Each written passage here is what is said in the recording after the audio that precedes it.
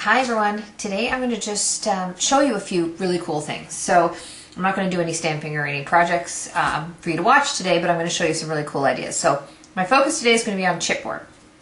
Now, as most of you know, Stampin' Up! Has this amazing chipboard special going on right now, where if you purchase $40, you get some free, or not free, what am I talking about? 25% off all your chipboard. So I wanted to show you some kind of cool things to do. So first thing I'm going to do is show you probably the easiest way to cover chipboard. Now what I'm going to pull out here is a couple of cards. This one actually I made at convention or leadership or an event recently. And this is another one that you may have seen posted on my blog just a couple of days ago. So these two here, you can see this little flower, oops, sorry, this little flower is chipboard and that large star is chipboard. Now all I did is I took a craft stamp pad. Now craft ink pads are the pigment ink, and these really coat. I don't know if you can see in the camera there, they're a lot goopier. The color is much, much richer. So all I did is I took my craft stamp pad and a little sponge dauber, which you can see is stuck on my finger here, and all I do is you dab it in the ink and then onto your chipboard. It does take some time to dry, but it really, really looks nice. Now if you left it to dry, it would have this nice matte finish like these two projects do here. Or you could sprinkle clear embossing powder over top and it would have a really shiny look. So that's probably the quickest and easiest way to cover your chipboard. Another really quick and easy way is by using designer paper. So for instance, this one right here, again, this is a project from leadership this year.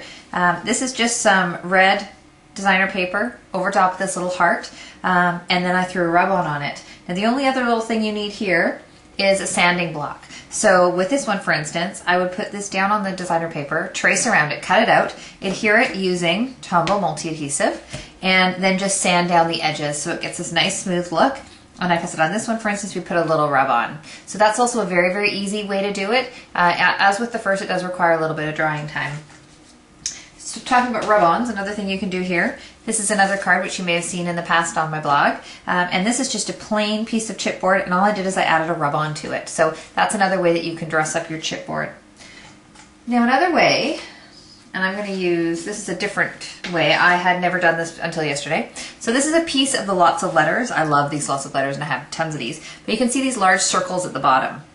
So I actually took one of the outlined circles and I took some of the twill, poly twill from the mini catalog, and I wrapped it. So I kind of made this frame. So you can see here that I've used again my Tombow multi-adhesive and just put some along the top and then wound this poly twill all the way around. So this is actually going to be one of my Mother's Day cards this weekend. So that's another way to use your chipboard. It's now another thing you could do with it, and I don't have an example here, is if you laid it down under some cardstock on your light table, you could also use it as a dry emboss template. I know I've done that in the past. Let's see, where are we in my pile here? Oh, another thing you could do is just do nothing to it. This was actually one of the very, very first projects I ever used chipboard on. And all this is, it's adhered just right to this box, and this is kind of put down on dimensional in the center. So really you don't have to do anything if you don't want to. Now using this same shape, you'll notice, this is probably my favorite little sample that I made here.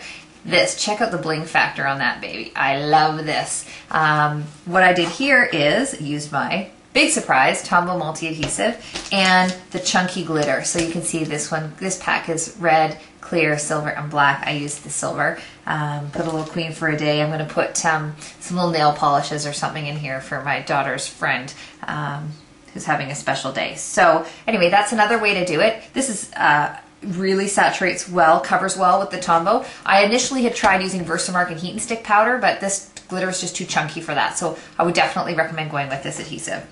And my very, very last example, and it's a very simple example, so you can see it's just a piece of ribbon, but on the end I've got this great little chipboard piece. Now this is actually the center of this flower here, and what I had done is I punched out a little flower in pomegranate from, you can probably see that you're actually seeing right through it, right?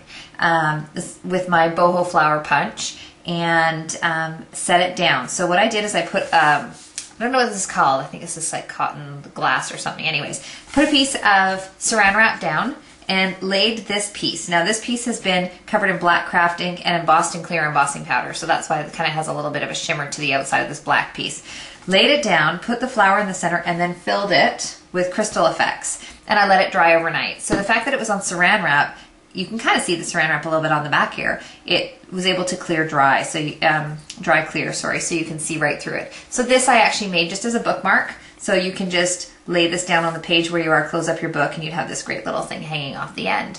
So there you go. There are some great ideas on how to use chipboard in your projects. Make sure you do. Chipboard is great. It's great for scrapbooking. It's great for card making. It just really, really adds a lot to your projects.